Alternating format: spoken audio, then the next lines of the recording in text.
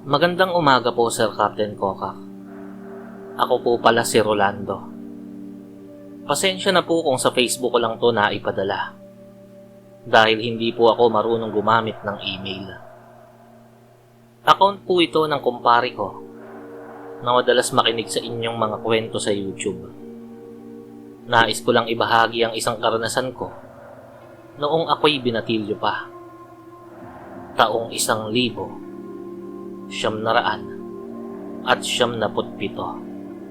sa lalawigan ng Siquijor. Noong mga panahong yun, 14 na taong gulang pa lamang ako at nagbabakasyon bago mag third year high school. Dahil bakasyon nga, madalas akong sumama sa aking tatay sa paglaot. Pangingisda ang tanging ikinabubuhay namin. Habang ang nanay ko naman at ang ate kong 18 taong gulang ay naiiwan sa bahay upang mag-alaga ng mga manok. Ang mga manok na yon ang aming reserba kapag kinakapos kami sa panggastos sa bangka at gasolina. Usap-usapan noon sa aming lugar ang sunod-sunod na pag-atake ng aswang. Balita doon, 3 buntis na raw ang sinubukang atakihin. Ang isa ay nakunan, habang ang 2 naman ay nakaligtas dahil sa mga pangontra. Kami ni tatay ay hindi masyadong nababahala dahil wala namang buntis sa aming bahay. Ang plano ni nanay na pagtapusin muna ng pag-aaral si ate para maging guro.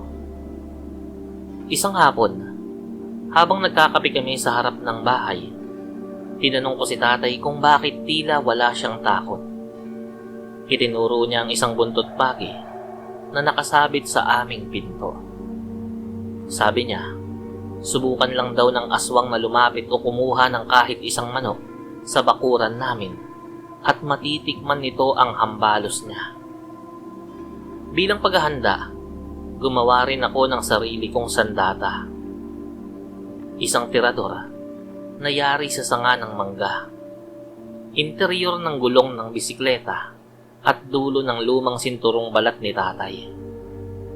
Bilang bala naman, nagbilot ako ng mga tansong kable ng kuryente na siksik at mabigat. Isang gabi, pagka-uwi namin mula sa pangingisda, napansin naming matamlay si ate. Palagi siyang nagsusuka, ngunit walang lumalabas. Akala namin ay sakit lang yon. Ngunit nang bumalik ang kanyang sigla pagkalipas ng 2 linggo, doon na nagsimula ang mga kababalaghan. Tuwing gabi kapag nasa laot kami, nakakarinig si nanay ng pagkaluskos at malakas na pagaspas sa bubungan. Dahil dito, nagpasya si tatay na wag muna kaming lumaot ng isang gabi upang abangan ng kung ano man ang nangangambala sa amin. Kinagabihan, habang tulog na si nanay at ate, nanatili kaming gising ni tatay. Hindi nagtagal, narinig namin ang malakas na pagdapo sa bubong na sinundan pa ng kaluskos. Agad na nagsaboy ng asin si nanay sa loob ng bahay habang kinuha naman ni tatay ang kanyang buntot pagi at lumabas upang harapin ang nilalang. Sa takot ko para kay tatay, lumabas din ako dala ang aking tirador. Doon ko nakita ang isang napakapangit na nilalang sa ibabaw ng aming bubong.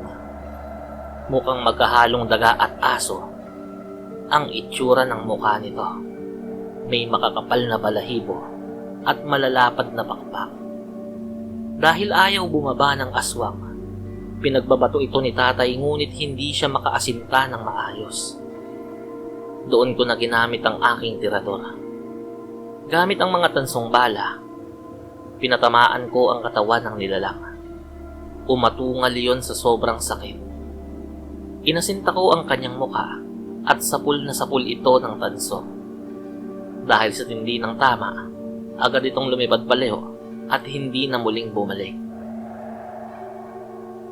Makalipas ang ilang buwan, nalaman namin kung bakit kami ang napiling atakihin ng aswang. Nagdadalang tao pala si ate. Bagaman nabigla kami, tinanggap ni nanay ang kanyang kasintahan na kalaunan ay naging masipag na katuwang sa pamilya.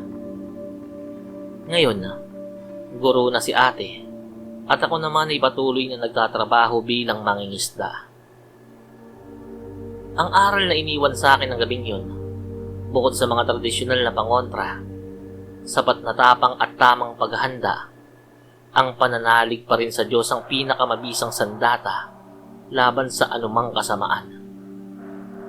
Maraming salamat po, Sir Captain Kokak. At nawa ay lalo pang lumaki ang iyong channel at page. Maraming salamat po.